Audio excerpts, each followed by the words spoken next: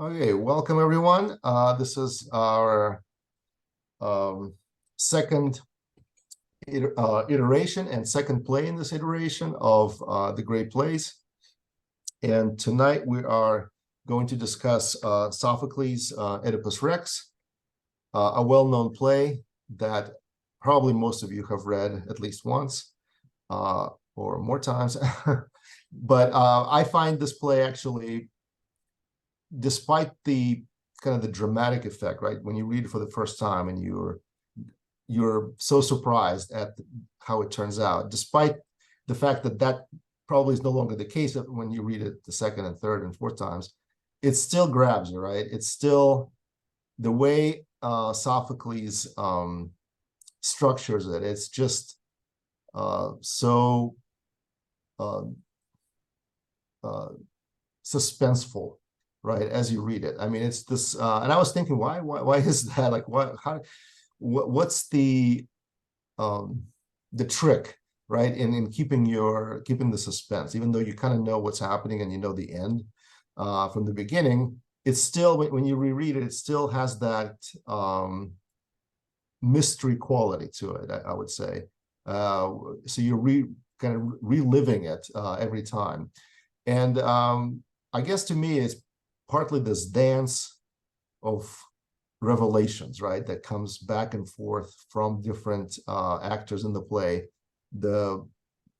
This kind of delicate progressive revelation, I would say, right? So we, as the curtains are drawn, we see more and more what's happening, and even though we know what's coming, it still hits us, right? Just because of that, how masterfully Sophocles organizes the action.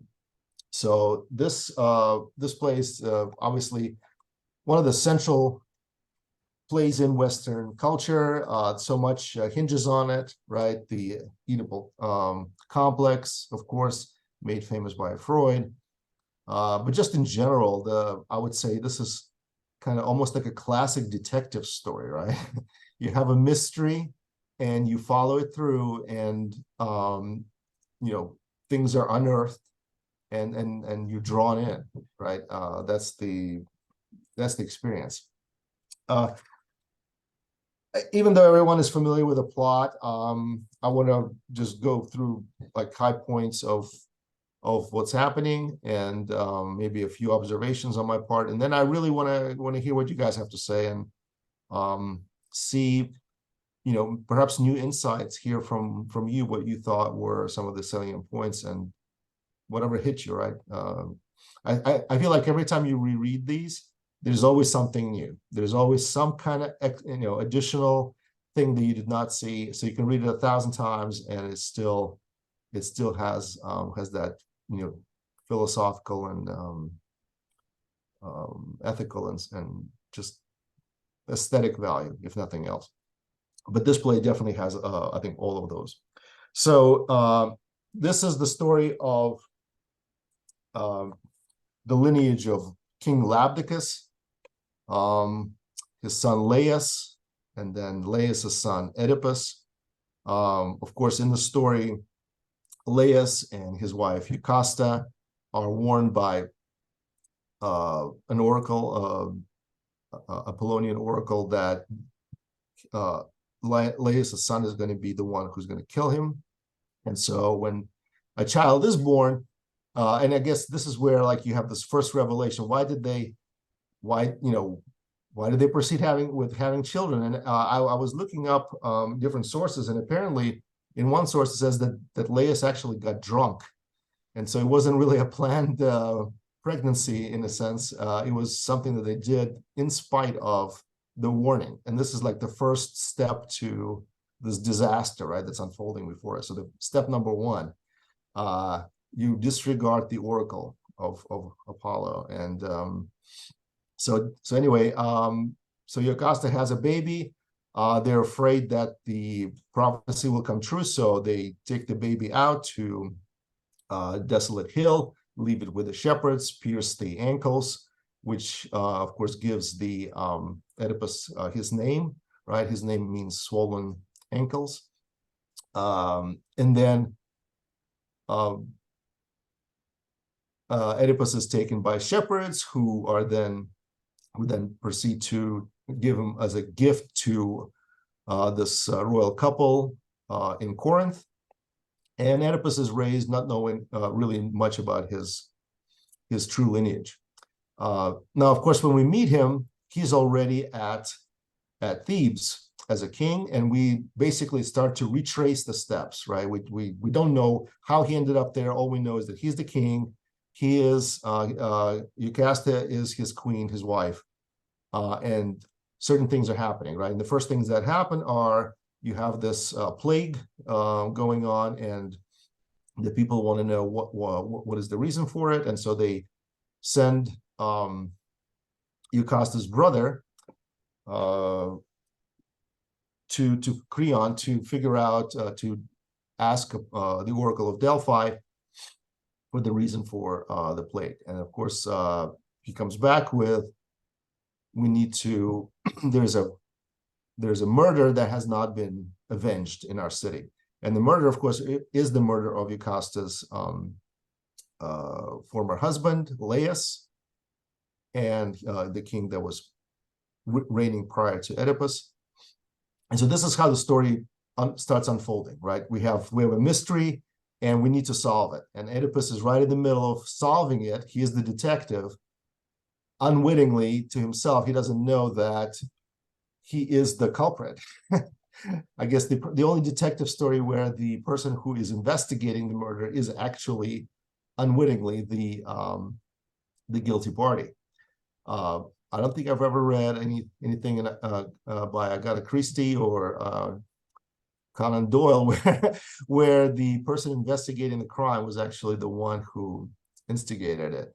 So this is this is definitely something very dramatic and unpredictable. So again, I'm trying to think back to the first time I've read this, and I mean, I knew something about Oedipus. I knew kind of, it's almost hard to grow up in Western culture without hearing, about Oedipus and the Oedipal complex and so on. So you kind of have a hint, even if you've never read it, of what's coming. But again, just how it unfolds and the dramatic turns of events and this progressive disasters, I would call it, that's unfolding in front of our eyes is definitely something to watch.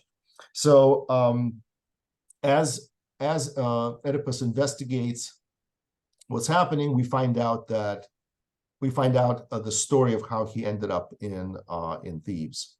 And of course, he came to rescue Thebes from another blight, another plague that was the Sphinx. And he answered the riddle of the Sphinx, which, if you remember, was who walks on all fours and then walks on 2 feet and then walks on 3 feet all the same time, or like not all at the same time, but at one time walks on all fours and then walks on 2 and then walks on 3 feet. So of course the answer is man. If you remember, as children, we start on all fours and then we learn how to walk, and then at old age we have a cane and we kind of walk on 3 feet. So that was the riddle, and that was Oedipus's wit and kind of, I guess, thinking on his feet, if you will, pardon the pun, that saved Thebes and allowed him to come in and be crowned as king and take Eucasta as his queen. And so as the story unfolds, we find out more and more about how Laius, the murdered king, lost his life. And again, you have these echoes, right? These sort of progressive revelation of what's happening. And again, the curtain is drawn back a little more and a little more. But then what's interesting is you have these sort of false hopes on the way, which again makes it even more dramatic, right? So Eucasta tells Oedipus at one point, "Oh, don't worry, that's okay. You have nothing to worry about, because there was a prophecy that was never fulfilled, that Laius was going to be killed by his son, but you know what? His son is dead, and you have nothing to worry about."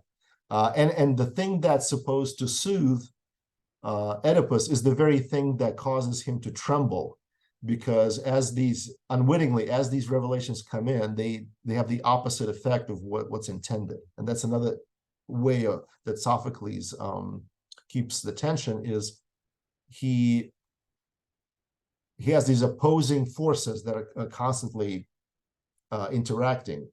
This idea of, oh, let me allay your fears. Let me tell you something that you didn't know that perhaps will put your mind at rest. But in fact, it has the opposite effect. And when the messenger comes from Corinth, again, to supposedly with good news, that Oedipus's parents are, or his father, their Polybus, is dead, instead of softening him and instead of putting his mind at rest, it has the opposite effect. He now is trying to figure out what it is why is it that Jocasta is so enthusiastic about this? What is it that what's like, he's trying to uncover all of these things, and several times throughout the play he is asked to stop pursuing it. Of course, Tiresias, the prophet that first tells him and accuses him of being the murderer of Laius, he is an old prophet that was part of Laius's court and now lives as an outcast or as an exile. He tells him, you don't want to interrogate me. You don't really want to find out what I have to tell you. But Oedipus is, that I guess the tragedy of this whole thing is that he cannot stop. He has to fulfill his destiny in some way. And in some ways, I would say this play is a perfect example or illustration of what it means that character is fate, right? So it's his nature, his inquisitive nature, his unrelenting nature that is his own demise. And in fact, I think at one point, I can find a quote here. Yeah, he at one point he says to Tiresias in the very beginning, when he first meets him, he says, Tiresias, where were you when the Sphinx was here? How come you didn't know the answers to the riddles? And I did. And so clearly I know more than you. And Tiresias says, well, it is actually your ability to solve these riddles that's going to be your demise. It's your, the knowledge that you're going to gain is going to destroy you.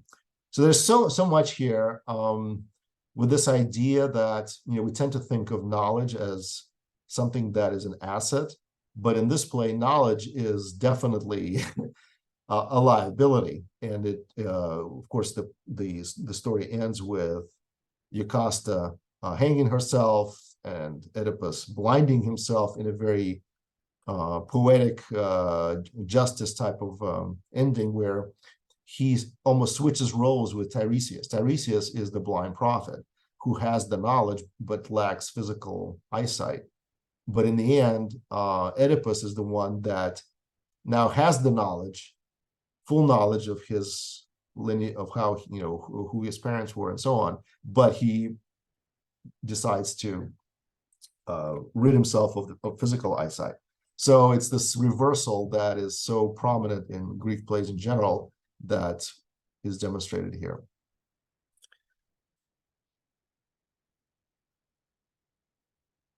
I thought maybe also, before we go into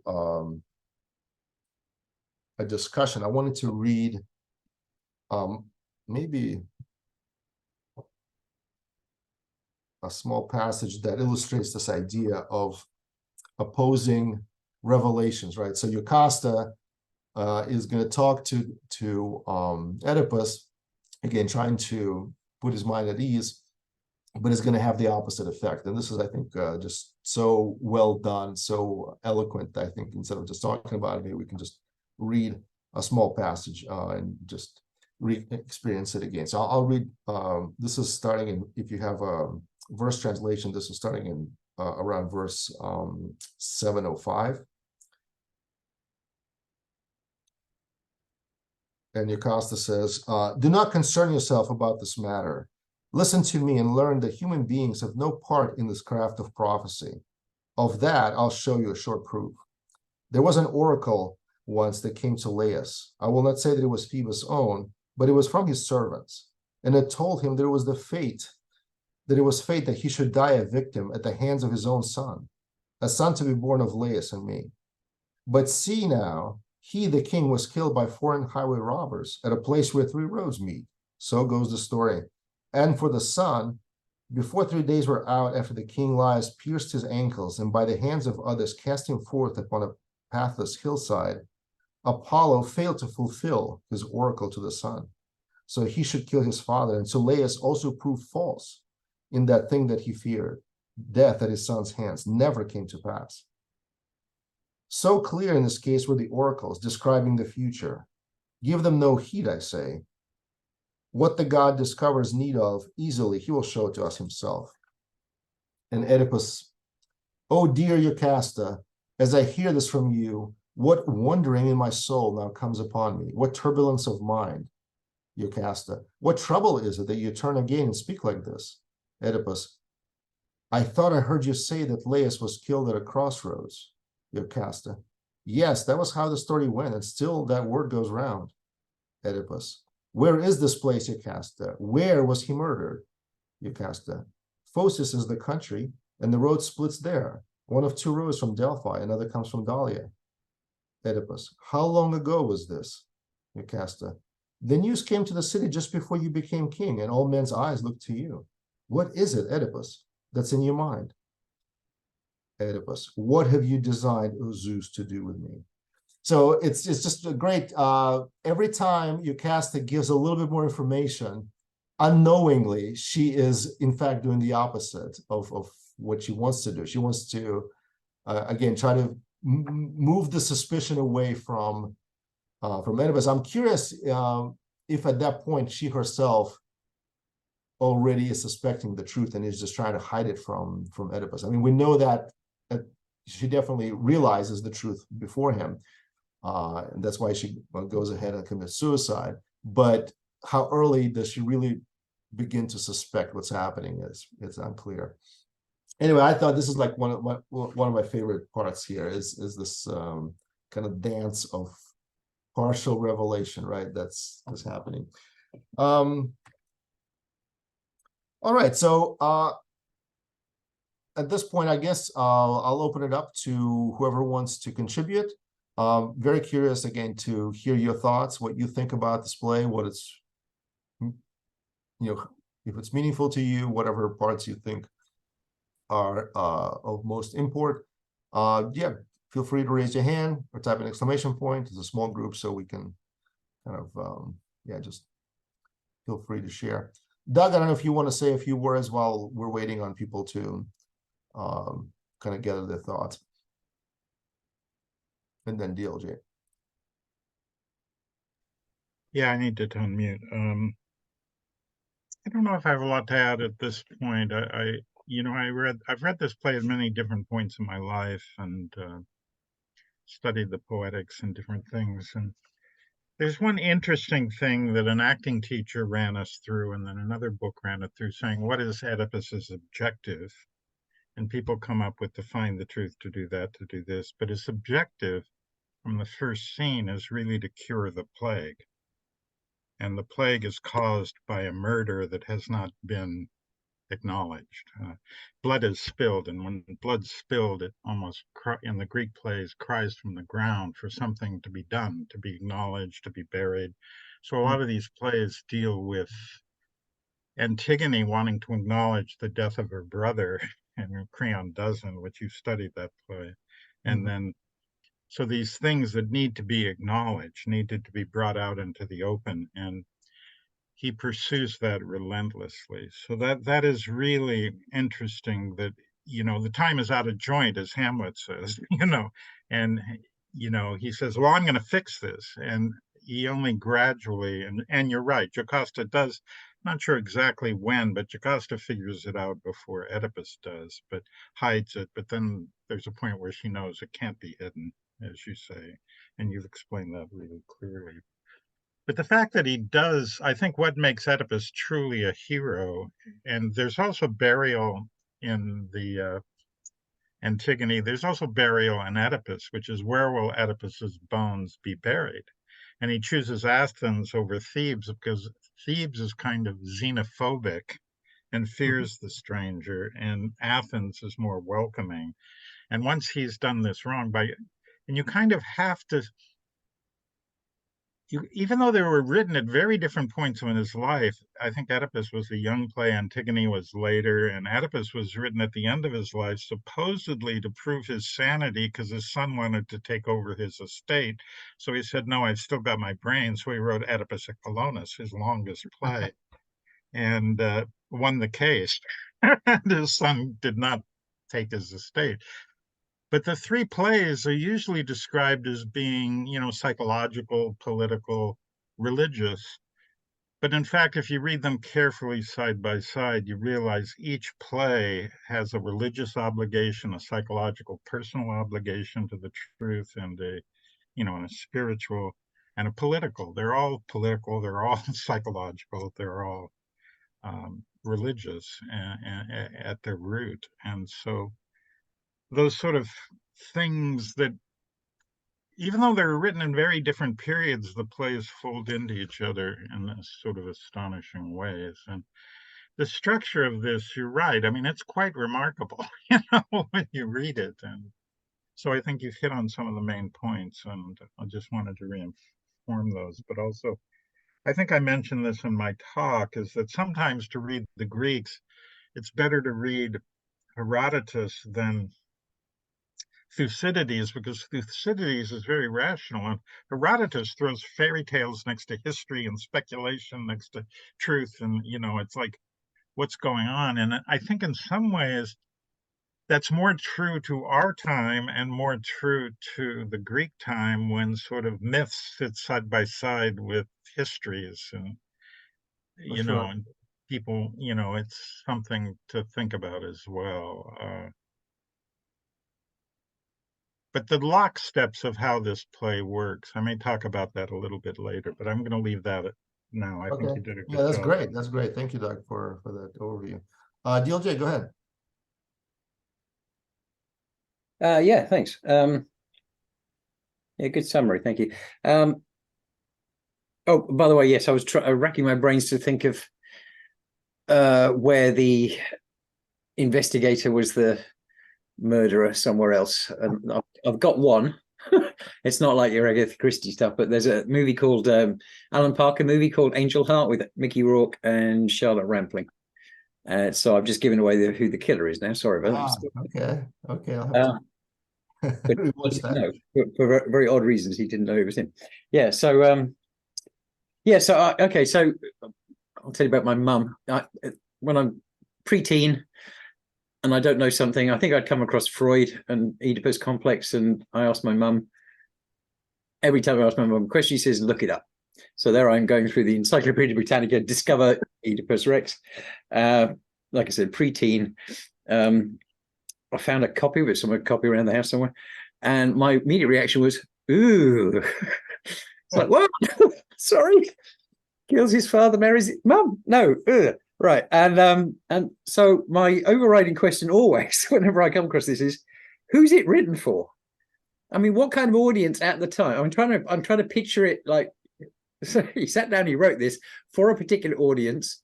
In Aristotle's Poetics, he talks about manner, right? The style in which you write is for a particular audience, right? So what's that for? To make a connection or establish a connection with the audience. So what kind of audience? I mean, you've said some of the highlights of it, obviously. So I get all that, but there's a sensationalism to it, which is, it's like, who would want to hear a story about this guy who has sex with his mum, kills his dad, blinds him? He's like, ooh, why? That's my question. Why? Why write it?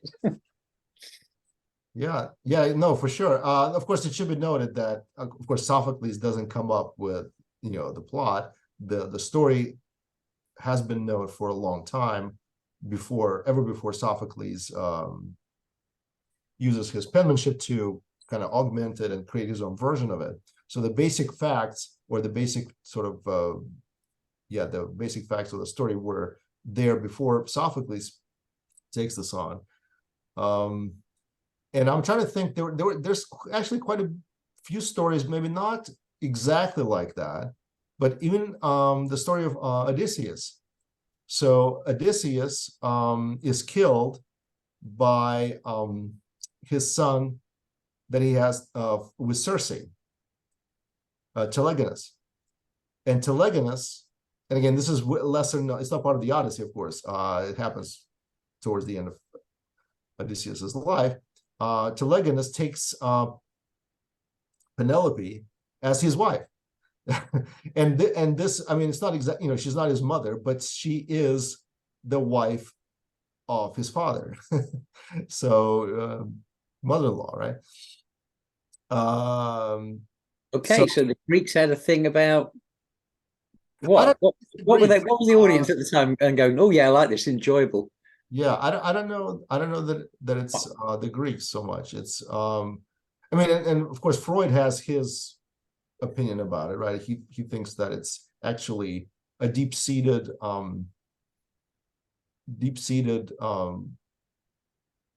condition that we basically suppress, right?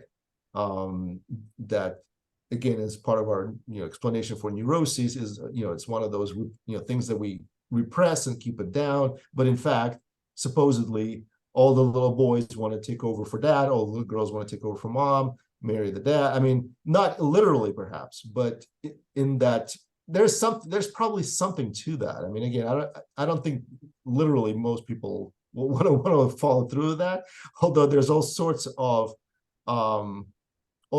things that are taboo that people get excited about, right?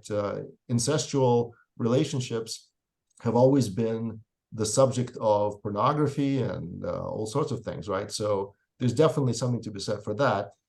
But in general, though, there is something of an imprinting that we follow with our parents, right? So we tend to follow example of our fathers, and part of that following is, according to Freud, is you want to supplant your father. I mean, maybe that's the reason why we kind of follow them, and that's how we learn, and then maybe some sort of adaptive instincts there. But I don't know that the Greeks are necessarily Katie says not sexually, though. Yeah, it's true. And again, Freud, I think he probably took it too far, and his ideas, I mean, most people like, oh my God, like what? Said my mom, no, that's the last thing I want to do. But having said that,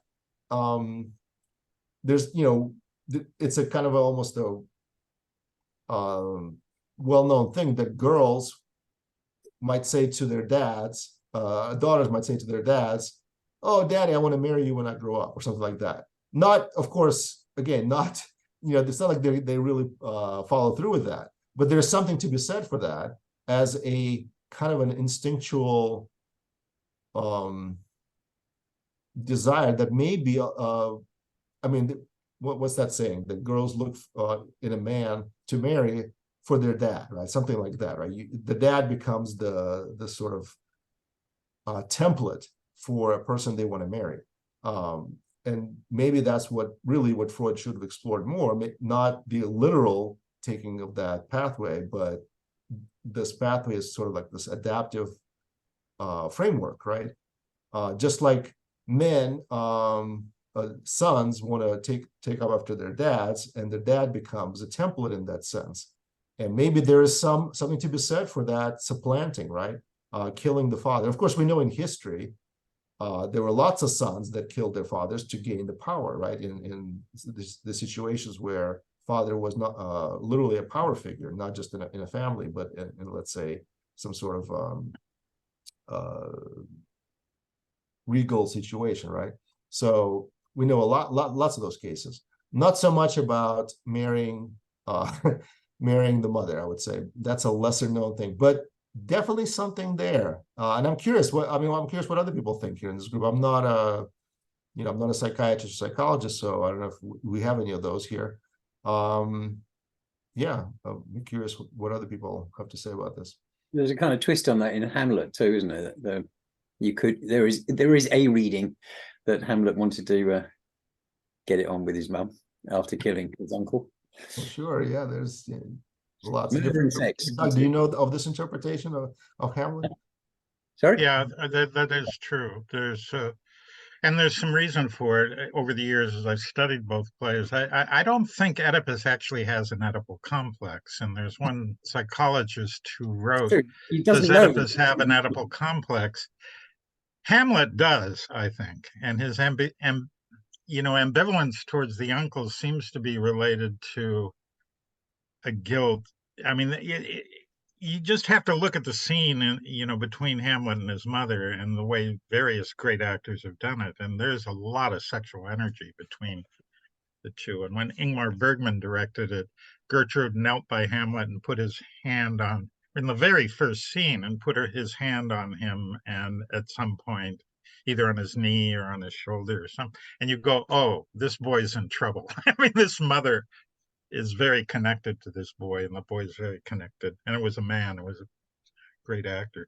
But I think in the Oedipus play, one of the things for that time that was really important was the freaking out, not listening to the oracle, as you said, and then the freaking out about it and trying to avoid it, because they really bring it about by trying to avoid what the oracle predicts.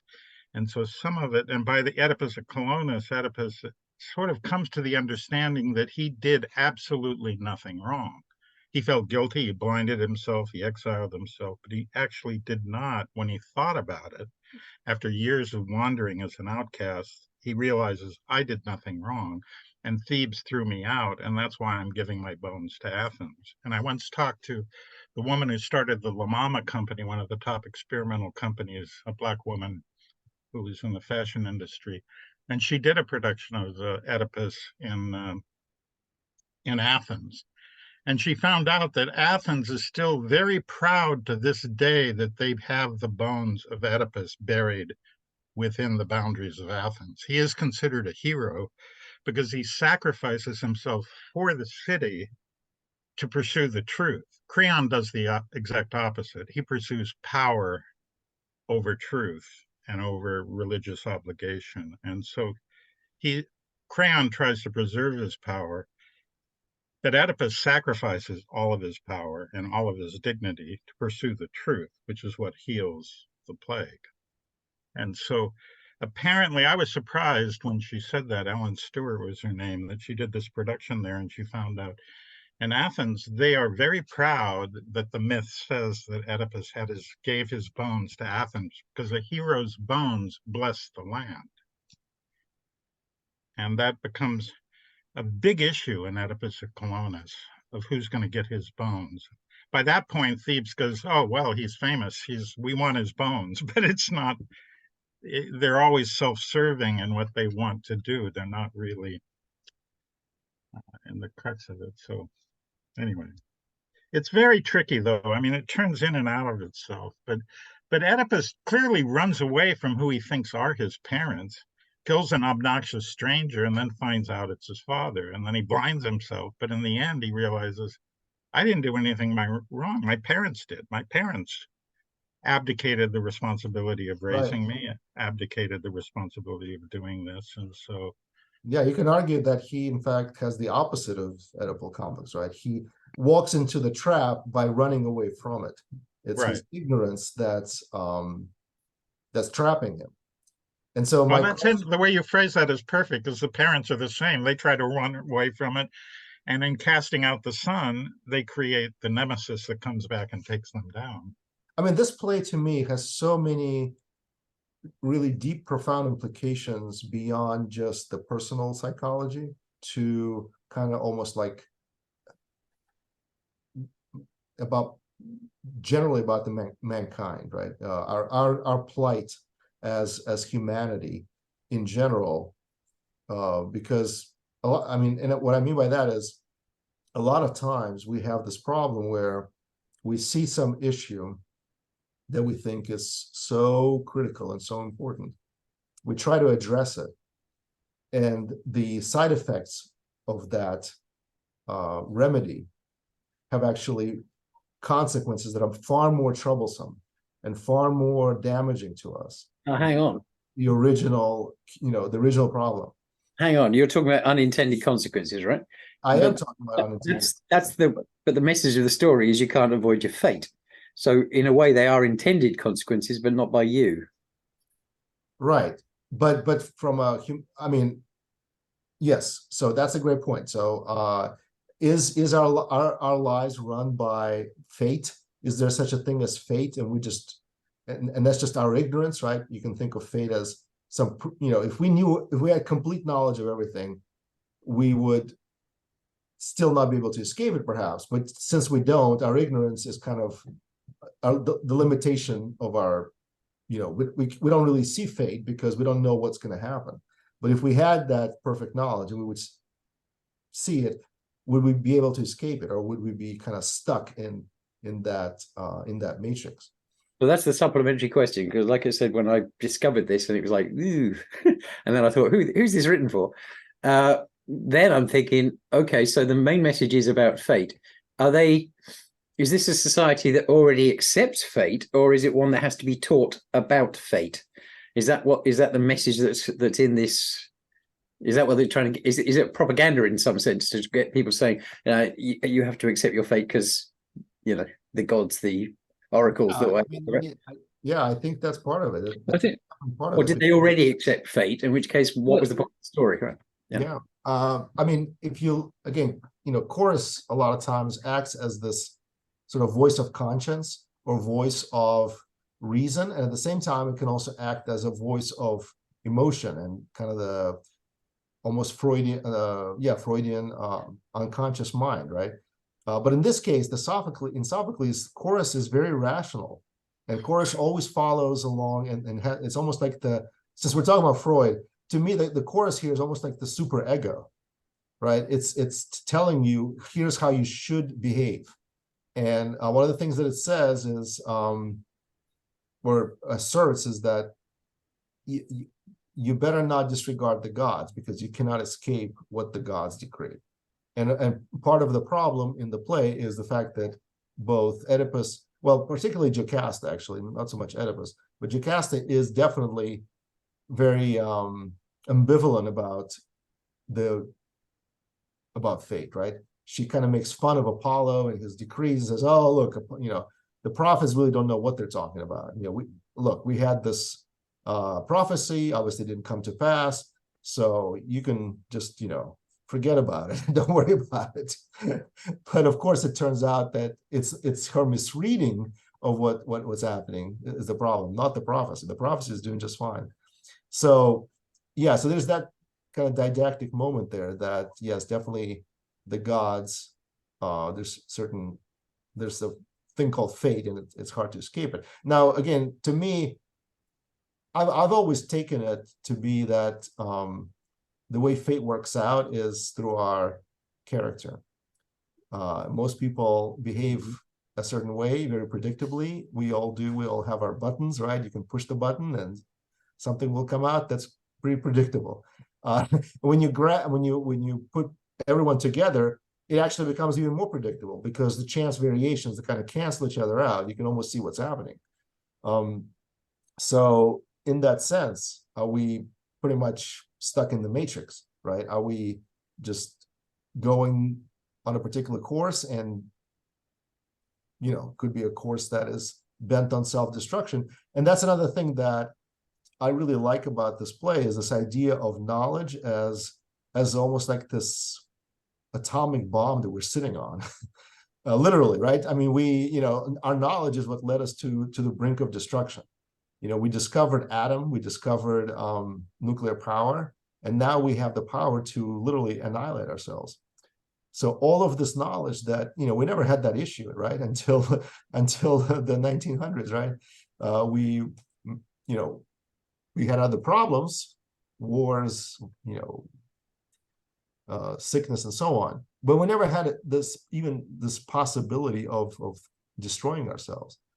And it's knowledge that pushed us to this brink of, literally, we have ability to annihilate ourselves.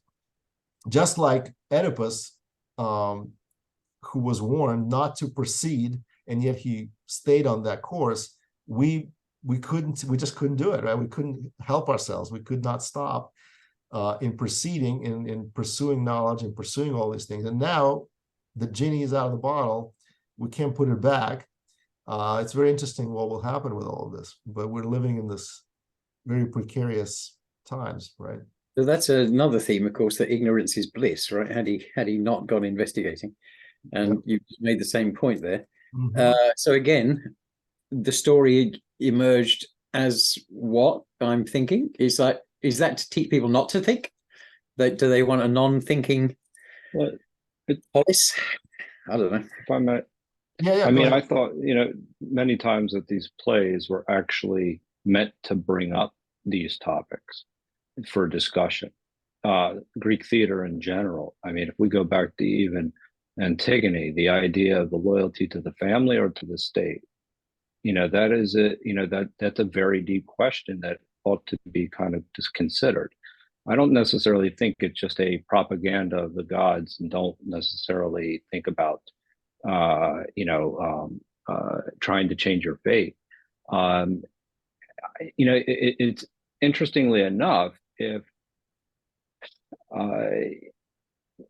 they'd just done the right thing and just necessarily just not thrown Oedipus away, essentially, then it would have been been okay. I'm just saying the sense that they kind of behave in a way that's like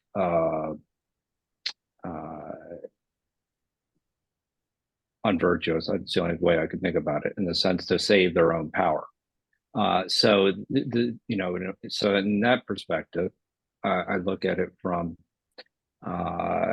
not necessarily that having anything to do with it, but I don't necessarily. I think it was just more or less these plays were actually brought up to raise issues and for discussion in general, and that's what Greek theater did. Interesting. Yeah. So just a quick note there. Interestingly, Sophocles did not get the first prize for this play. He did not win the prize. But of course, later, this play gained, huge prominence. But in that first year when it was presented, he did not get. It was some other play that did better, supposedly. So we don't know if that's that says anything about the original reception necessarily, but it is interesting that it did not get that first prize. Second point is, I'm not sure that there was any choice about not leaving Oedipus in Thebes, because the decree was pretty clear. You have to punish the murder of the king, so otherwise the plague is not going to stop. So they had to exile him or kill him.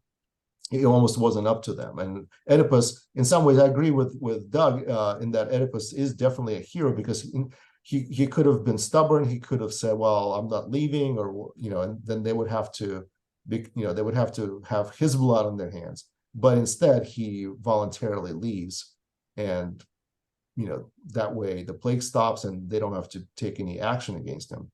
So, I mean, it's hard for me to judge the people that were there either, because they were suffering from all sorts of blights and famine and so on. So, very interesting discussion, guys. Anyone else wants to join in? Allison, Mike, Eleanor, Katie, Marco, Brian, feel free to chime in. Love to hear from everyone. Because there's a murder, but then the whole city is punished. Why punishing everybody for the sin of one? That's a great question, Katie. And I think the way I would answer it is, you know how when a murder is committed, the person that's the offended party is not necessarily like the relative of that person, but it's the state. It's the state versus so and so. So a murder is not just a private offense. A murder that has gone unpunished is not a private offense. It's a public offense, because the state is supposed to have the responsibility for maintaining justice, and so that's why everyone is punished for a murder that has gone unrequited.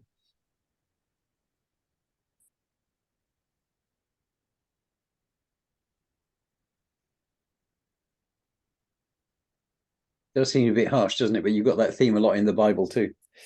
Well, I mean, Like the whole killing of it's a everybody. contract, right? We make with society, right? You know, either we do the vigilante justice, and then people kill others for, you know, for revenge, or we delegate it to the state, and then it's the king's responsibility. It's the court, you know. I mean, it's the same way, right, in our society as it was back then in Thebes.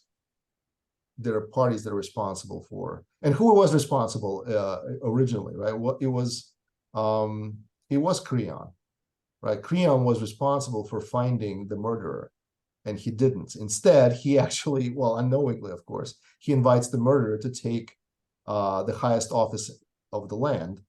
And of course, from if you're Apollo, that probably doesn't sound right. So we need to rectify the situation. And the way we get attention is by sending some sort of pandemic, for lack of a better word.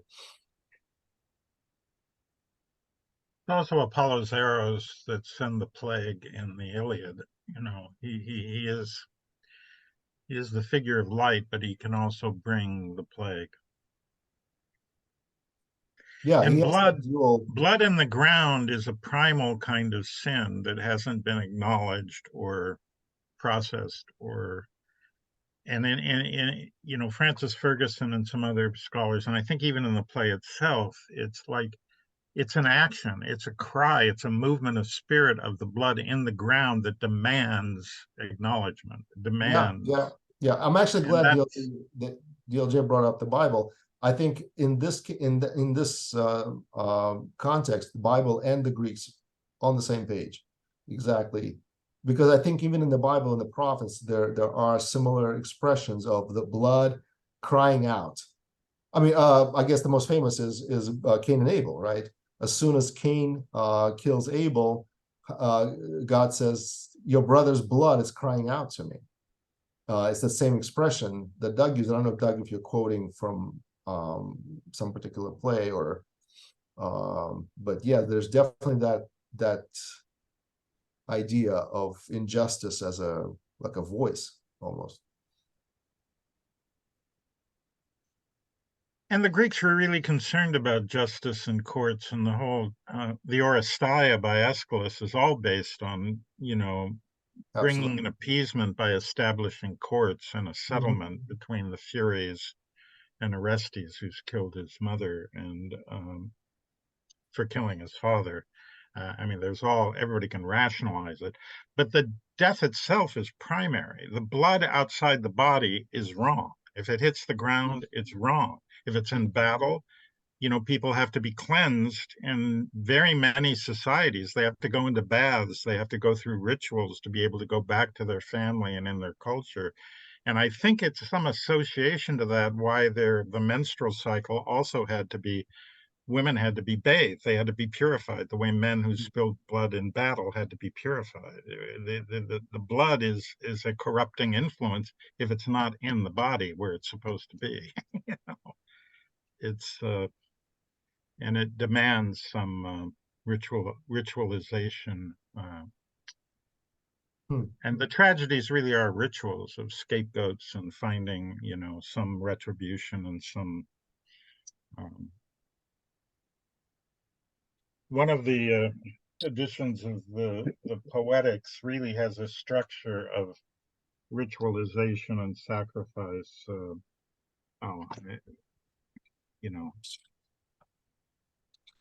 it's an introduction by Francis Ferguson, which is interesting because Francis Ferguson was a friend of Oppenheimer's.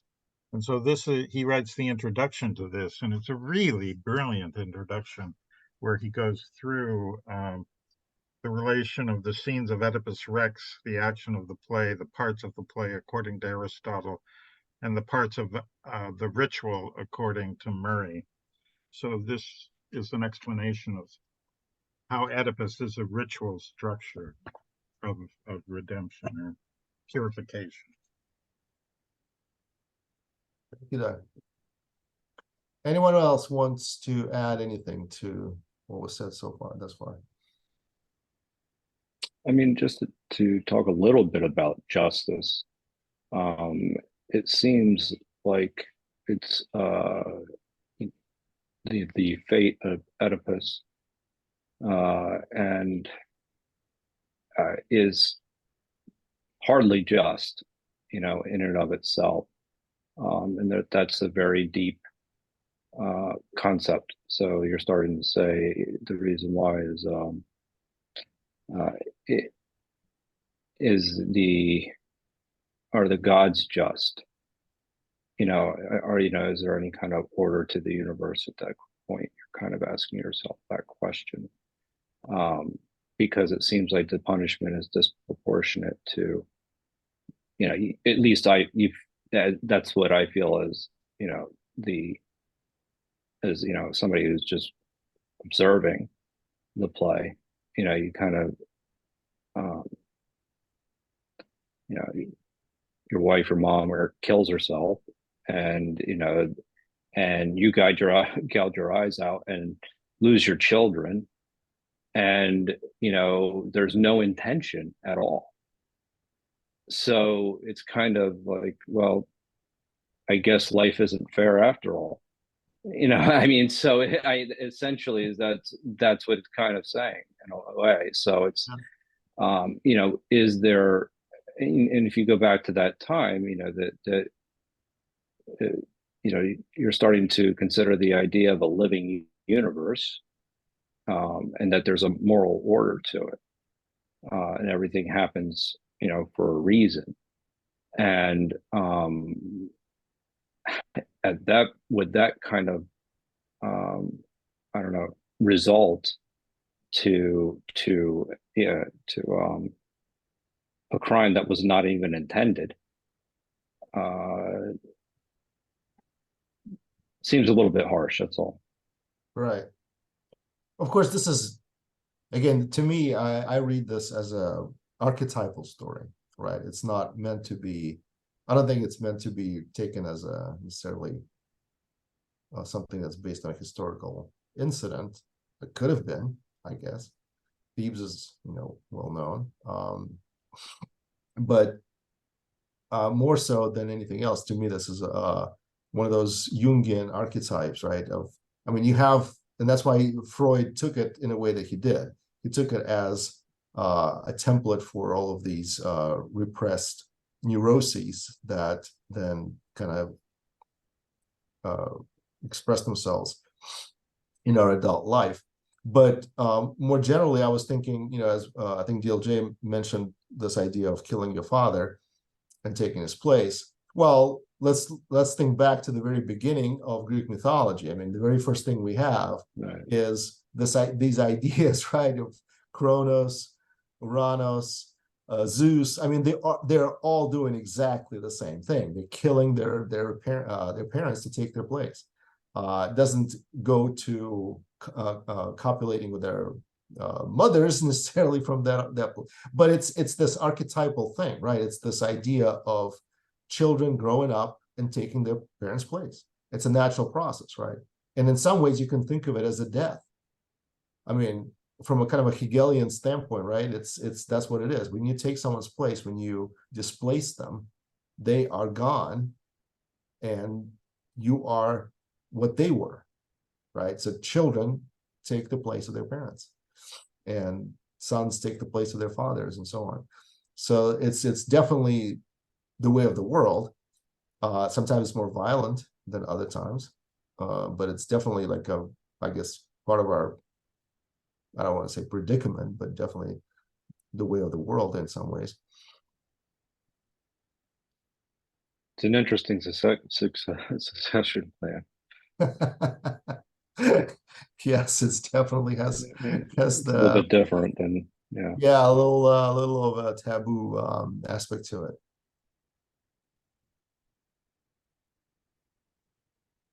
Allison, did you want to add something to this discussion? Yeah, I'm sorry, I got a phone call and I missed a lot of what was being said. Some of my thoughts are like, well, the last thing I heard was when DLJ was saying, like, why would who would write this? Why would they write something about man killing his father and murdering the mother? And I think or marrying the mother thing, the whole thing is symbolic. I mean, it's Freud right there, basically, you know. And I think the thing is that, like, on some level, men always marry their mothers, you know, like, not really, but that's where we got stumbled. We got stumbled with that. So yeah. You're in education. How do you take that? How would you explain a story like that to fifth graders or sixth graders or something like that? I wouldn't explain it to them.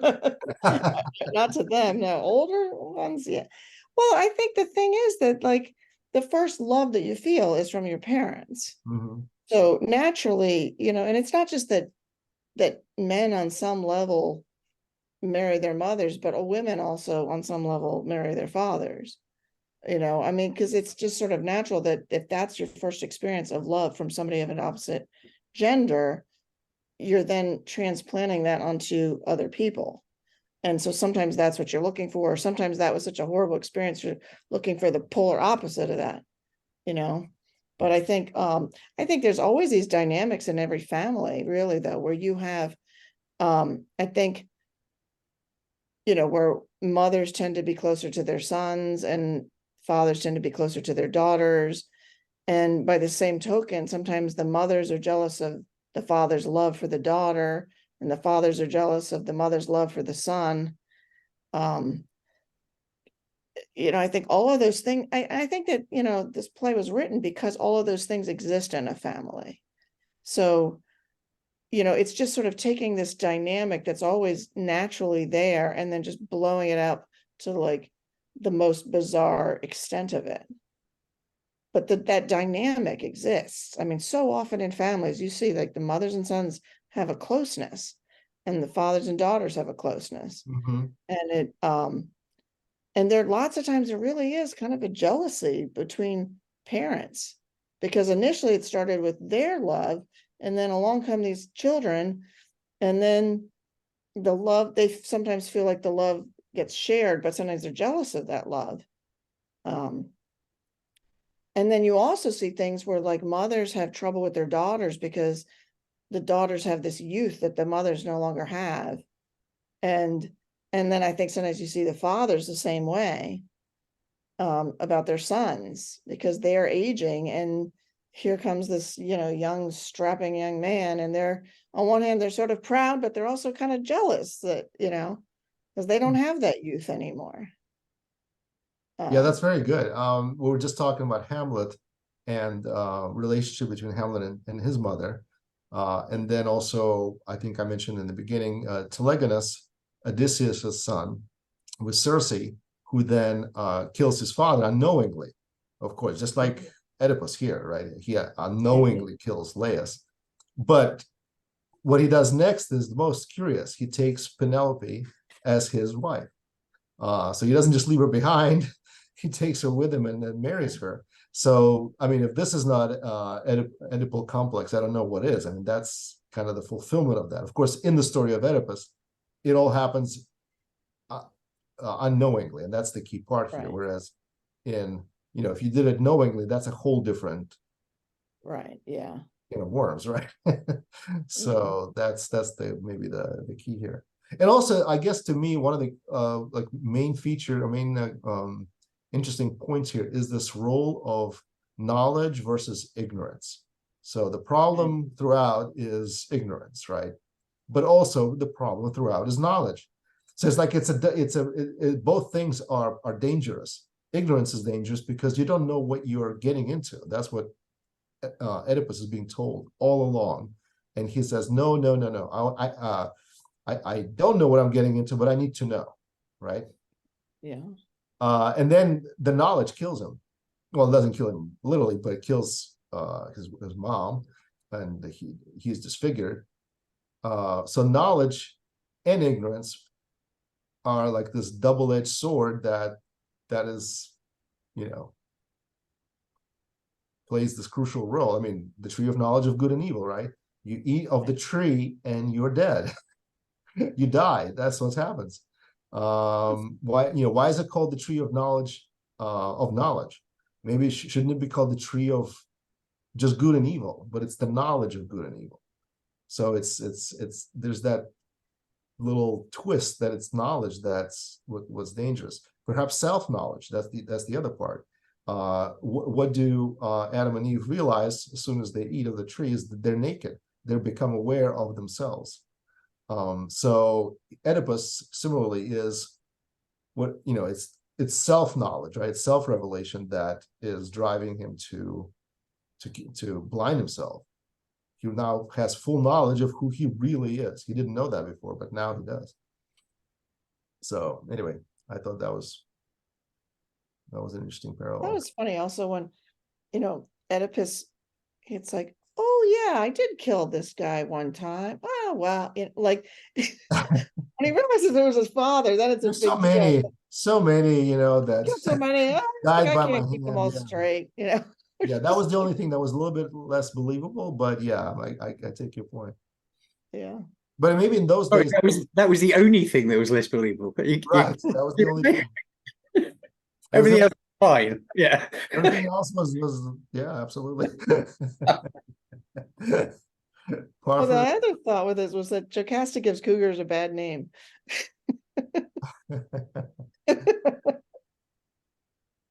I have another quote for you from the text, which kind of write down these lines that stick with me. Some of them are become my favorites. So this one's from the beginning, and it says, "Alas, how terrible is wisdom, where it brings no profit to the man that's wise." How terrible is wisdom when it brings no profit to the man that's wise.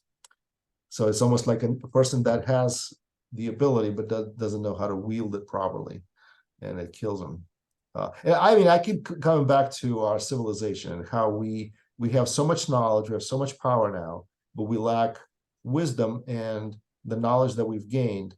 Without that wisdom, without self-restraint, that's what it really is, a self-restraint, is potentially going to be our demise. Could be very easily. We barely escaped in the Cold War, but now we have Cold War 2.0 going on. So it's just, it seems like it's a recurring theme.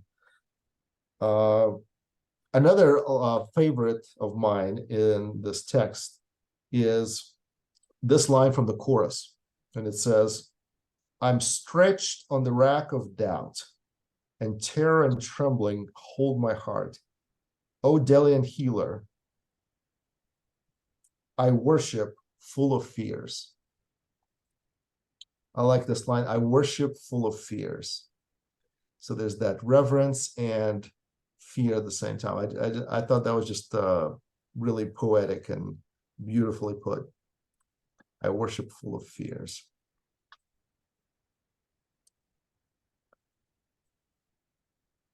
Anyone else want to contribute? Just type in exclamation point in the chat. We'll be happy to call on you. While you perhaps thinking, one of the aspects of this play that's interesting to me is the role of the Apollonian and the Dionysian in this play. So in the chorus, both, the fact that Apollo is mentioned is not surprising because Apollo is the god of healing. And so what is surprising is that reference is made to Dionysus in the chorus. And he is appealed to, even though he's not even really a player in this play. He's not, he's not part of the Oracle of Delphi. He's not like, what does he have to do with anything? And yet he is mentioned in the chorus, probably significantly. And in general, there is this aspect of this play that is completely Dionysian, part of which is this irrationality of the fate, right? Like Joe, I think you mentioned that. What could have Oedipus done differently? He is in some ways a plaything of the gods here. He doesn't have any, he didn't choose to be born this way or do anything. He was just kind of thrown into the circumstance. And there's some irrationality, I think, Dionysian kind of irrationality of circumstance, randomness maybe is a better word for it, a randomness of circumstances that plays into it. Yes, Deus Ex Machina, yep. But Yeah, go ahead. actually, no, I'm trying to think. In Poetics, they actually talk about. I'm trying to think about what Aristotle says about Sophocles and irrationality and how it has to be introduced. And essentially, if I remember correctly, oh, there it is. That wait a minute, let me help. I'll just put the quote up there. I accidentally sent that. And that's from the Poetics. So, I mean, I think that's if the irrational cannot be excluded, it should be outside the scope of the tragedy, such as the irrational element in Oedipus of Sophocles. Right. So that was Nietzsche's big complaint against Sophocles, is that he was becoming too rational and too Aristotelian. And to Nietzsche, of course, the whole idea, the whole point of the Greek plays is that they mediate this irrational elements. If you exclude it, you have nothing to mediate anymore. You're not taking the suffering and the pain and the randomness of the world and clothing it in with this, Apollonian garb of rationality and empathy and the qualities that we regard highly as the ones that bring order and healing in society. You're just excluding it as if it didn't exist, and that's so you're excluding myth, and essentially is that well, not necessarily myth. I mean, some myths are more rational than others. This one is not fully rational, I think, because it has that element, like we all talked about, of the forces of fate that we have no control over. Why is Oedipus thrown into these circumstances? He acts as he acts his best self, and yet he is punished so severely. And he's a cursed man. I mean, imagine yourself in that circumstance. It's just maybe you would kill yourself, not just blind yourself. Right. So yeah, it's definitely, there's that irrationality to it, which in some ways is good for Sophocles. Good for Sophocles that he didn't exclude it. It has that element that we have no control over, and perhaps that's why he makes reference to Bacchus, Dionysus, in the chorus. So just to kind of give us a little tip that Dionysus is at play here. It's not just Apollo. Doug, did you want to? Yeah, I think Sophocles is more balanced than Nietzsche gives him credit for. I think it's Aristotle who's trying to tame him, and the Poetics, I have learned, were kind of like lecture notes. They weren't even one of his books. They were kind of fragments of what he then talked about in the academy. And so he was trying to not prescribe what should be done for plays, but was trying to describe what was happening. But he liked the plays more than Plato, who hated music in certain modes and hated the tragic poets. He thought they opened the door to chaos. Plato was much more skeptical of art and unleashed. And the thing that I learned really only about 10 or 20 years ago, there's a geological study of the Oracle at Delphi, and they described there, which I guess was common knowledge, but I didn't know that. I mean, Dionysus is the god of the theater, but the theater is often dealing with Apollo, right? But the god of wine and theater is Dionysus. And most actors practice that kind of wine-induced madness very devotedly, but it's like there is a kind of, and it's why the theater gets outlawed periodically, is that it's a little too, it was banned by the Puritans. The Elizabethan Jacobean theater was banned by the Puritans because it was a health and moral hazard, and so it was a plague, and was often accused of bringing the plague because people gathered, and when so But what I learned is that the Oracle at Delphi during the winter months is devoted to Dionysus, and during the warmer summer months, it's devoted to Apollo, that the Oracle actually rotated the gods that it served. Interesting. Yeah, I didn't know that. I didn't either until I read this geological study where they tried to discover what made the Sibyls go a little wacky and make all these predictions and made the animals fall over and go crazy. And there were apparently certain gas leaks there that around the time of Plutarch, who was a priest at Delphi, there was an earthquake and it sealed it up. And so this was a chemist and a geologist who went there to try to study what they could find. And they found residues of this gas that was a speculation that made the Sibyls sort of go wobble. They would sit on a tripod stool over the chasm in the ground and in the middle of these fumes coming up from the earth. And then they talk craziness, and then people would the priest would interpret what the Sibyls spoke about. So interesting. So that I did not understand how much Delphi was devoted for half of the year to Apollo and half the year to Dionysus. And I think that explains the plays a lot. That makes perfect sense to me. The balance of what you're getting at, Philip, I think is of the, because the Bacchae, well, that's a play by Euripides, but it's like when people try to pretend they're above the irrational forces, they often get walloped. They often just get slapped upside down when they don't have reverence for the Furies or reverence for the chaotic forces. In fact, the Furies, the female Furies, the Athenians agreed to say, forever in the future, we'll refer to you as the gentle ones, and we'll walk gently by your grove. We'll give you a grove. You can live in this grove, because they're out to do their own havoc, and they're appeased by so the Furies become, and that's very Jungian. If you don't befriend the shadow, it will take you down. If you don't understand these forces that you project on other people, and if you don't digest, in reading Dostoevsky, I think he's kind of a master of that. I don't know if he personally was a master of it, but he certainly outlines that, darkness and the light and the forgiveness, and there's usually some redemption at the end of all of his worst novels, which are just frightening, I mean, he literally gives me nightmares when I read Dostoevsky. I mean, I've heard of that. I've heard people say that that they sometimes, it's so vivid because he's such a master at painting these characters that you can picture it. And so, especially with the demons that we had gone through, that definitely produces some.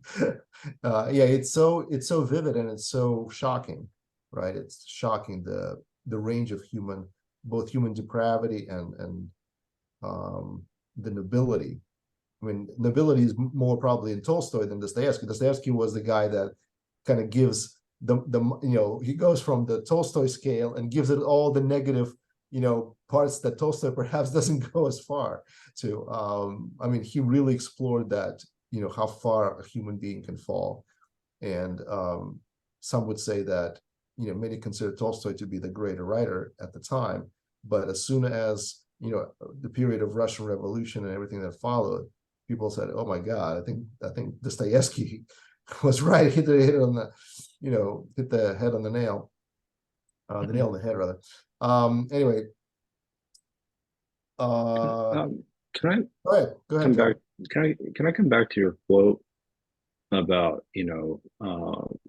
what misery to be wise when wisdom profits nothing? The old love I had forgotten, else I were not here. And I'm trying to think of it. How do they define wisdom in that particular instance? Because wisdom to me is something that you can always act upon. And it seems like you have information that you can't really act upon, and that's what's being referred to here. Because wisdom is like experience where you can change. I look at it as like I've done something, now I'm going to change the way I act in the world, and it's evaluated like the way it's evaluated understanding. But the way wisdom here is seems like almost like it's just plain information. Right. Yeah. I think we'll Could you have to read the look. quote again? And what's the quote from? This is from Oedipus Rex. This is around line 316. So if you have a different translation, perhaps you might want to look it up, see what word is used there to translate. Yeah, and one of mine didn't have it actually. Right. And so, yeah, I would go to the original text for that to see what word they use, because, you know, if they use sophos, that's, you know, like philosophy, right? Love of wisdom. That's one thing. But if they use something like eidos, which is knowledge, that's a more of an informational. Right. It's a big difference. It's a Yeah. huge difference. And that's why I'm thinking it may be a translation issue. Yeah. More than anything else. It's Yeah, I'll look it up. What line is it? Sorry? 316. Mine's not numbered. Yeah, around 316.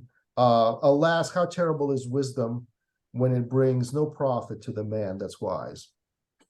So assuming wisdom and wise are translated correctly, meaning it's the same word in both places, it'd be interesting to see what that is in the original. Yeah, and it's because it's, you know, technically if wisdom is a virtue and something that is always good, Sure. then, you know, that's not necessarily, I just think it could be a translation issue. That's all. It could be. And it's basically, hey, look, I wish I didn't, you know, comes back to, I wish I didn't have this information, because there are things that in the world that, you know, you're given information, it's significant, but you can't do anything with it. It doesn't necessarily make you any wiser per se. You just have information about something that you wish you didn't know. Right. And that's why I think that's what it's kind of referring to more than anything else, is just, you know. Yeah, this is a translation that got the faith in Greek, which I can't read, I'm sorry to say, but alas, alas, how dreadful it is to know when the knowledge does not benefit the knower. I knew this well, but I suppressed it, else I would not have come here. So Yeah, it that's a seems big to be difference.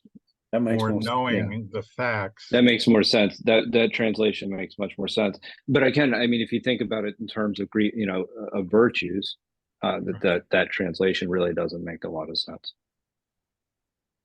Thing is, like, have you committed a crime if you didn't know that you were committing the crime? Like, are you guilty of it? Like, maybe you committed some crime and you didn't know that you were committing the crime. And then you find out later that you committed this crime that you would not have done if you had known you were doing it. I think that's Trump's current defense. Isn't it? What's that? I think that's Trump's Ignorant. current defense. Yeah. Ignorance. Yeah. Very good. Yeah, but I think he No, knew. I mean, it's not an excuse in the law. There are varying degrees, but ignorance doesn't necessarily excuse your actions. Right, but are you still virtuous? Oh, well, that's a different question. Yeah. You know, if you did. Joe, I just looked it up. So the word there is phronesis, which has both kind of. That is wisdom. Yeah, that's wisdom. Yeah. So, but it's also implies this sort of experiential knowledge, which means it can be. I mean, it's both what you gain from that experiential knowledge, but it's also that aspect of learning something. So, in that sense, you could say, you could translate it as how terrible it is to gain additional knowledge from experience when you don't have the wisdom to deal with it, right? You're gaining knowledge from experience, but you don't have. It's like, you know, you. There's no action you can take on it. That's the way I kind of take it, in the sense. Or you don't know you don't know the right action to take it, and you're not wise. Well, then you're just screwed. Yeah, that sucks. Exactly. You have the information, you just don't know. Like in poker, you know, if you're not a good poker player, even if you saw the other guy's cards, right. I mean, probably. Well, that's extreme. Right. Let's say, you know, what are you going to do, right? You had some information, but nothing you can do about it. Yeah, then you don't know how to take advantage of it. Yeah. Well, it is interesting, though. Well, one of the things I was thinking about, what I was actually in Delphi a year ago, and the tour guides were saying exactly what Doug just said about the gases.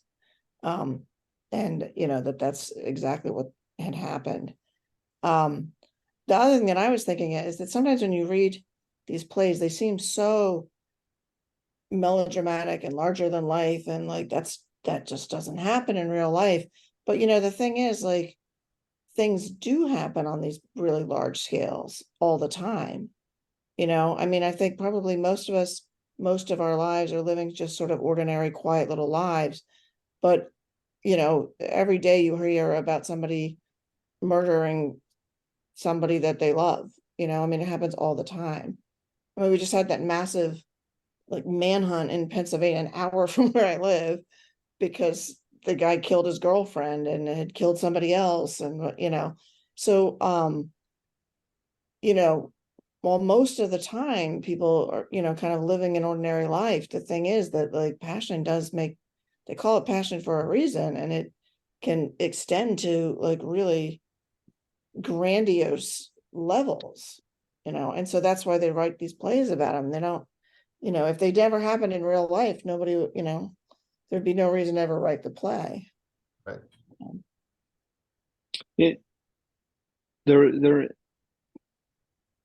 There is one aspect of Oedipus, and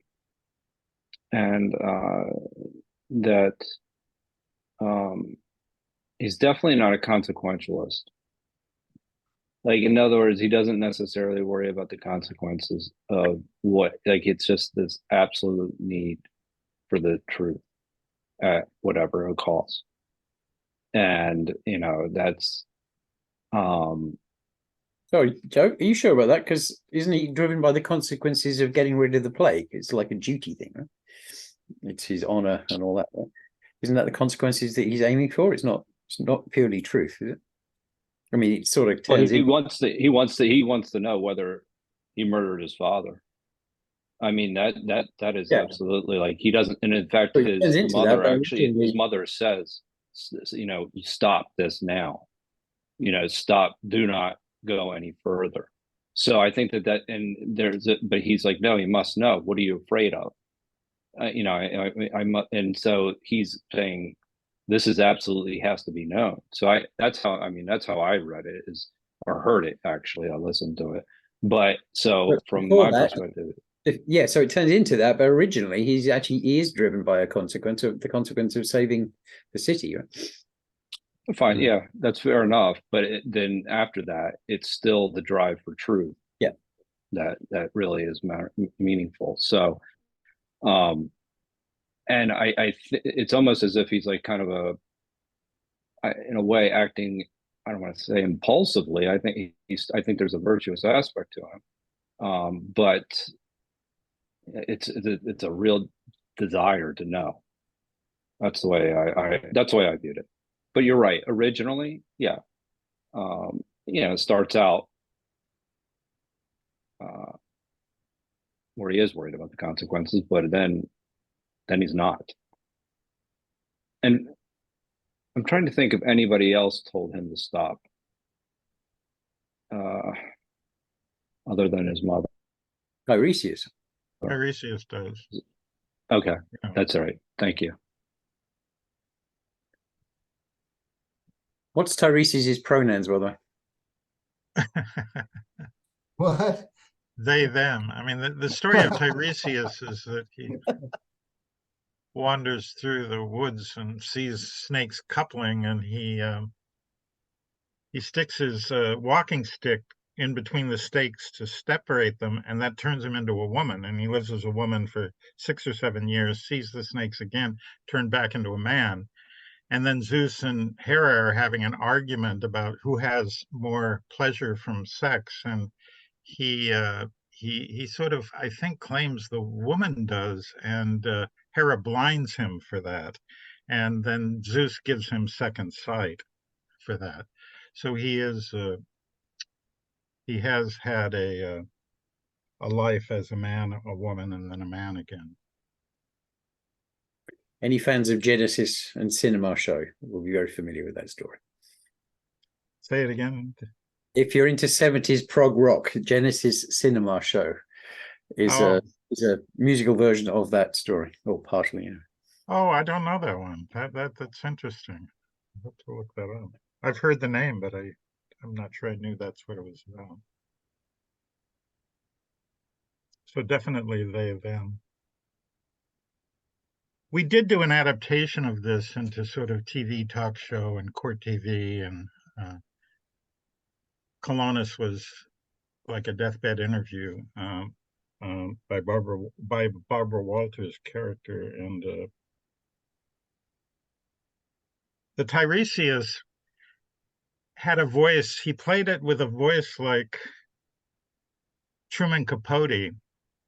And then when he would have the visions, he had the voice of a Chicago gangster. He would start shouting at Oedipus like, you know, he was like a Chicago gangster. So he kind of played that, and he was let in by a very, very young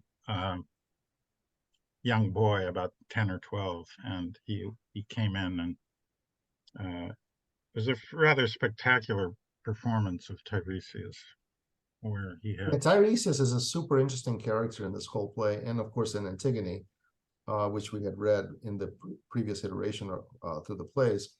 But you know, this idea of the power dynamic, you have this person who speaks truth to power and is not afraid to stand up. And you know, there's the chorus that kind of vacillates back and forth between the king and the people and this and that. But Tiresias is this sort of steadfast person that knows the truth, is not going to change the truth, and definitely like speaks the truth to power, and then becomes the conscience essentially of that city. And in Antigone, he fulfills the same role for Creon. So basically, he is consistent with in the lives of three kings, right? Laius, excuse me, Laius, Oedipus, and Creon. So it almost like a biblical prophet, right? That comes to King David and says, "You're the man. You know, you're the man that's guilty." Tells him the parable about the sheep that was taken, the only sheep that a particular shepherd had, and then it was taken by this cruel man. And then, of course, David is the one that's the subject of that parable. Yeah, super interesting character. And I'm thinking of, you know, the audience in Athens as they were listening to this. I mean, obviously there were people in power that came to these plays, people of influence, people of repute, and so on.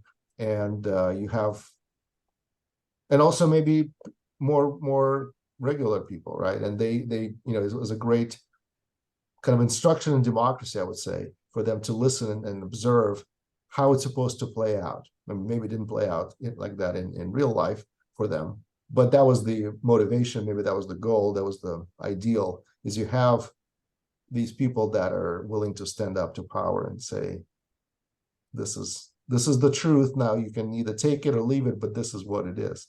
And I'm not going to change the message just because you don't like it. So yeah, that was, anyway, just another interesting dimension of these plays. Yeah, go ahead, Joe. Sorry. Is there, and I don't know if there's this sense of I'm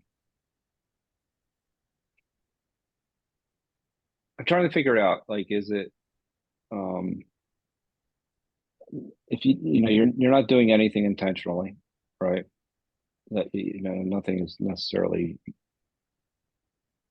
So I guess it's just a personal honor code that actually this shame that it kind of, you know, leads Oedipus to act the way he is, not to necessarily say, well, I didn't know, and not abdicate his kind of responsibilities or whatever it may be. That there's like I don't know, a profound amount of well, he's guilt not and shame. You know, Oedipus is not a simpleton either. So as soon as the first accusation is made against him, his first impulse, and that, you know, it kind of shakes this idea of him being this kind of 100% virtuous person. His first impulse is to think that Creon is scheming against him, and right. that in itself tells us more about Oedipus than about Creon, right? Because in this case, Creon actually is not scheming. He's not doing anything. He's just, because he doesn't know what's coming either. He's just saying, okay, well, why don't you ask the prophet? He has no idea what the prophet is going to say. But Oedipus doesn't know that. And so Oedipus thinks, okay, what's happening here? I'm the one that's being accused of, I'm trying to find the murderer. I made this big announcement that whoever it is going to be exiled and, cursed be upon his head. And now I'm the one that's in the crosshairs. It's got to be a plot. Somebody's plotting to, and who can do that? Well, it's got to be the next person in power, which is Creon. And that creates that interesting dynamic. And Jocasta has to step in and try to assure him that, in fact, that's not what's happening. And we don't really know. I mean, maybe Creon is happy that this is happening. And I think, Doug, you mentioned that you think Creon has ulterior motives here throughout. I mean, we no, I don't think he does in this play, but I think he does in Antigone. In Antigone, he clearly is out to preserve his power, right, and demolish any other principles other than his power. Yeah. And attacks on him are attack on the state. And he's sort of very Trump-like, or very, well, many politicians do that. You attack me, you attack the state. But, supposedly in our country ruled by the Constitution, everybody's sort of vulnerable to the Constitution. So you can attack a leader without attacking the state.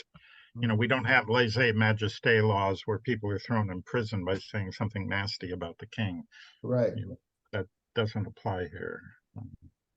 Yeah, we have that over here, though. You have them. Seriously, or are you kidding? Depends what you say. Are you kidding, or are you serious? Where are you? England. UK. Yeah, they are. They still do have laws like that, right? I have signed the official Secrets Act, so yes, there are some things I can't say. Yeah, that's right. Are you serious? What, that I've signed the official Secrets Act, or that you can't commit treason against the king? That you actually signed the Secrets Act. Oh yeah, I did some government work. Well, most academics here have to sign loyalty oaths and things.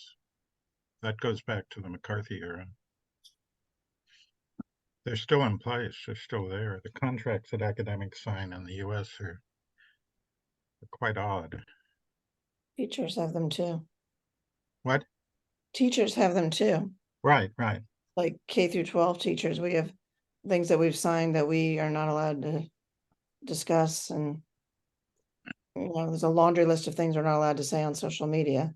So I'm always extremely cautious about whatever I say on Zoom. But that's more recent, though, right? That's not. We've had about 10 years now, actually. Yeah. Okay, well, but it's not like a 200-year law that's still. No, it's more.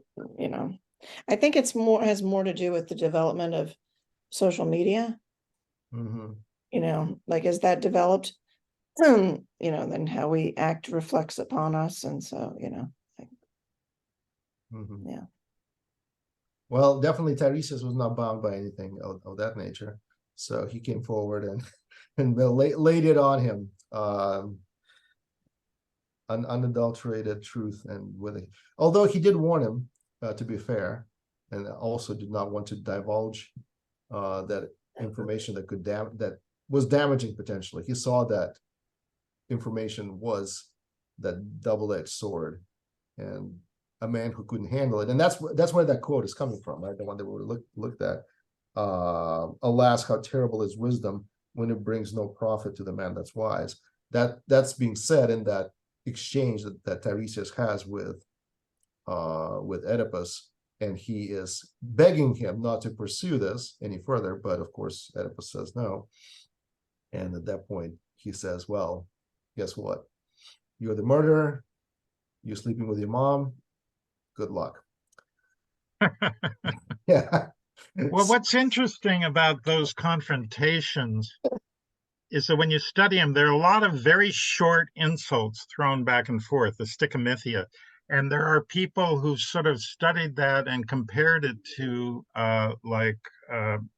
the original rap battles between people, or what was called the dozens, the street battles, where you try to throw your opponent off their balance, try to throw them out of sync and defeat them where they kind of lose their rhymes by throwing insults at them. And I know somebody who really adapted one of the Greek tragedies into that kind of rap lingo, but it really is true in a way. The way they toss insults, it's as much to disarm each other. It does get to the truth, but it's also they get very, very insulting, and personal, and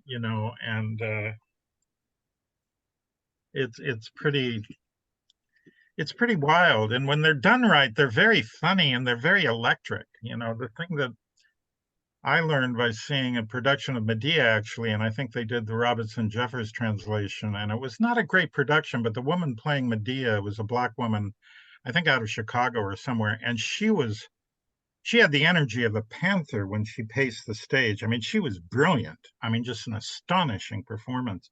And it made me realize that tragedies are a lot about the electricity you feel at a car crash or when something terrible has happened. They're not about rationality so much as they're about what do you do when everything goes wrong, when everything goes bad. And it's just, and there's an electricity to that she had in that performance. And it really made me realize, when you really read between the lines, that's a lot of what it is. People are totally at their wits' end, exploding at each other, not just with reason, but with reason and then personal insult added onto the reason. And so it's, when actors get that, they're really electric kind of exchanges between Oedipus and Tiresias, between Oedipus and Cologne, and then even Jocasta she's the one who very aggressively tries to get him to not pursue the truth near the end when she knows the truth. And it's like, and she just runs off the stage screaming, which I think I talked about in the tragic rhythm, is when people I do remember that. When they can't deal with it anymore, they run off stage, and then the chorus either does a poetic expression of that emotional chaos or an attempt to reason out what just happened. Sophocles tends to have the chorus reason it out. Euripides tends to talk about floods and rocks and gets very Mary Shelley-like in his use of nature, expressing emotional extremes, So they're really. Jocasta actually. I'm sorry. No, go ahead. I was pretty much done. I think I was just going to say. Okay. Go ahead, Allison. I think we just saw in a whole example of that with this pandemic, that you had the initial part of the pandemic, and then even as that was starting to settle down, all the emotions were so heightened. They said that literally there were more car accidents than before that because people were just so emotional that they're all driving into each other. I feel that's true about LA traffic. It's gotten really crazy since COVID. Yeah. Yeah, you have to imagine this sort of like adrenaline rush going through when you have these confrontations with the king, who can basically decide your life or death right at any moment. There's no due process necessarily at that point. You're walking on thin ice when you're accusing a king of murder, patricide. It must have been very tense, I would say, between those two. And what Joseph, in focusing on that quote, I mean, I think that's really true. I mean, that's what Tiresias says as soon as he gets there and goes, "Oh, I shouldn't be here. I'm going to get messed up here." And one of the translations I have says knowledge. This other one says wisdom. One of them says truth. But then William Butler Yeats did a translation, and he says, and what worse task than to be wise and suffer for it? So William Butler Yeats uses wise. I know this well. It slipped out of mind, or I would have never come. So basically he walks in and he tries to immediately exit. It's like, oh, I'm here. I shouldn't be here. I know too much. And he tries to leave. Well, And the that's I guess that's the contrast, right? Him and Oedipus, who is so impulsive, cannot stop. Tiresias knows when to stop, and he does stop, and he Well, says, "Okay, yeah, sorry, go ahead, Joe." no, I interrupted you. Oh yeah, no, that's all I was gonna say is he knows when to stop, and that's like the backdrop for Oedipus, who doesn't necessarily, he's not able to stop himself, and that's why, in his case, character is fate. You know, I think he's like he epitomizes that statement because of how thorough he is in his pursuit. He's single-minded, right? He's not going to get deterred. He's not going to swerve to the left or to the right. He's going to see this thing to the end, no matter what the cost. And of course, you know, he doesn't realize the cost is going to be so great. And then he curses, you know, curses his eyes and curses the knowledge and so on. And it's just, you know, he weeps over this terrible happenstance, right? This situation that he's in, and yeah, it's just, and he blinds himself because he cannot bear to see anymore and to have any more information being given to him, right? And in some ways it's symbolic. He is oversaturated with knowledge, and he doesn't want any more of it. He blinds himself because he wants to be isolated from any more of this world that he's known too much now. Before he thought he didn't know enough, but then he is, you know, it's got too much of it.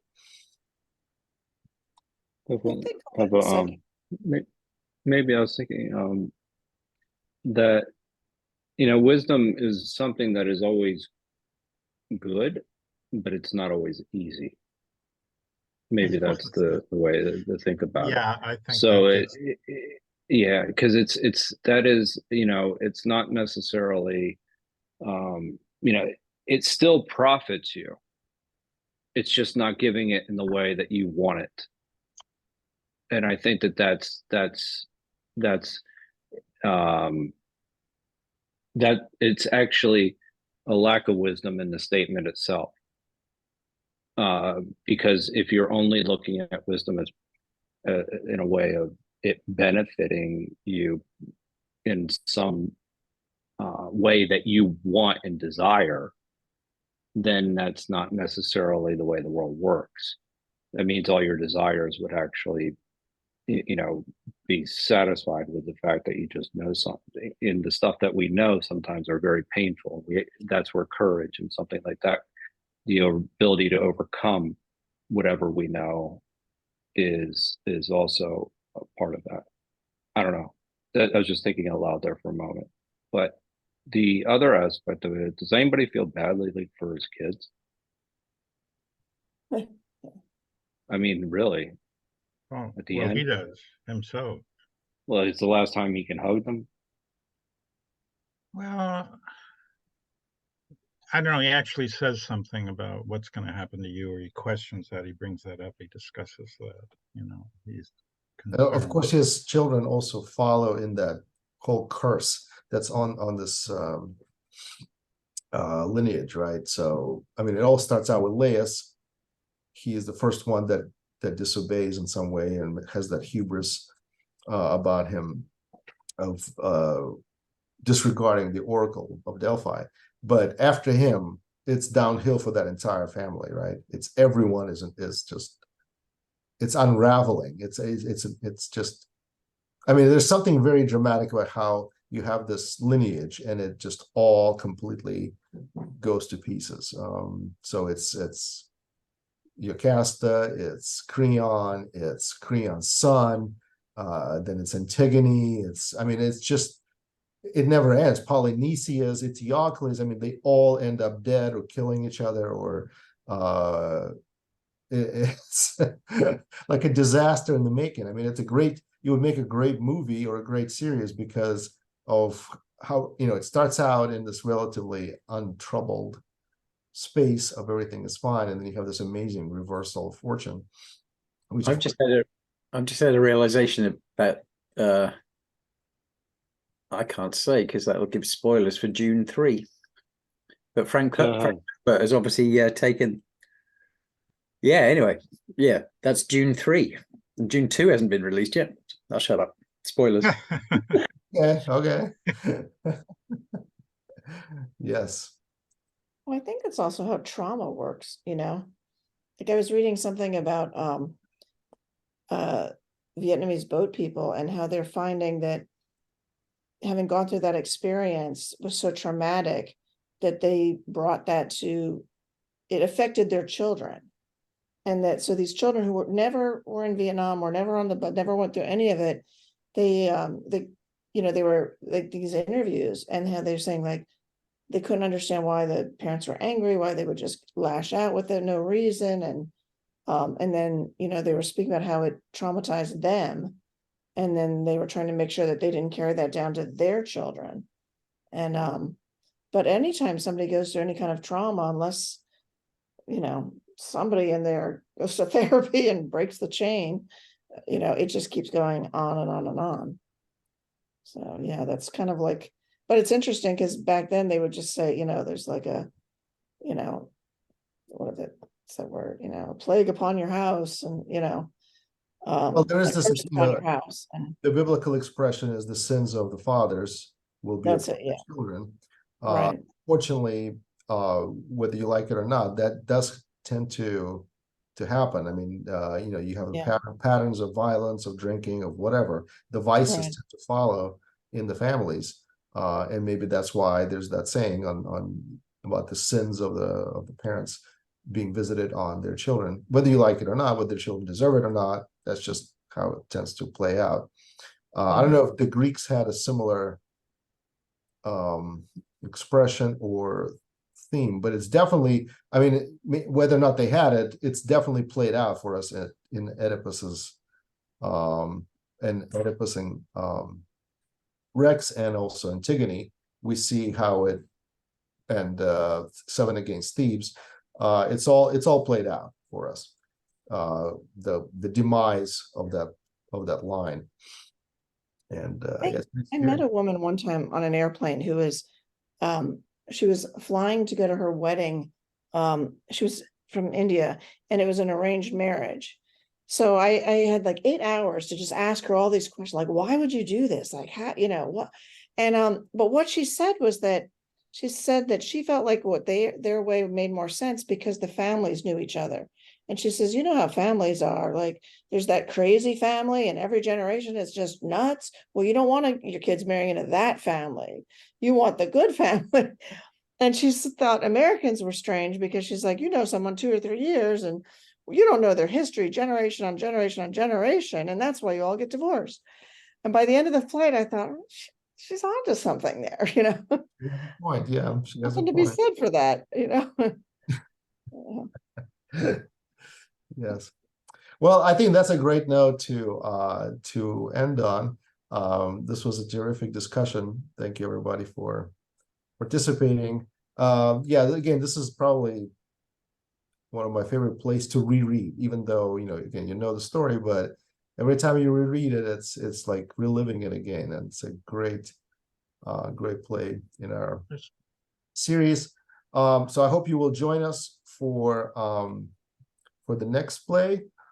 And I should have brought this, should have checked it before. Let's see if I have the schedule just to check what the next one is. Looks like I'm not logged in. Okay, anyway, we do this every 2 weeks. So just put it on your calendar. Next, not the next Friday, but the Friday after this one, we will do the next play. And again, we'll try to, is it Medea? Yeah, I think that's right. Yes. Yes, perfect. Thank you, DLJ. So Medea is next, and then we'll just keep going with more recent plays, and we'll end up with some contemporary plays. And then we'll reassess as we do at the end of each cycle. We'd welcome your thoughts, feedback on any of our choices, selections, how we frequency, etc. So anyway, thanks again for tonight's discussion. Enjoyed seeing everybody, and hope you did enjoy the topics. Thank you. Yeah, well done. Thanks for hanging out. All right. Take care, guys. Thank you all.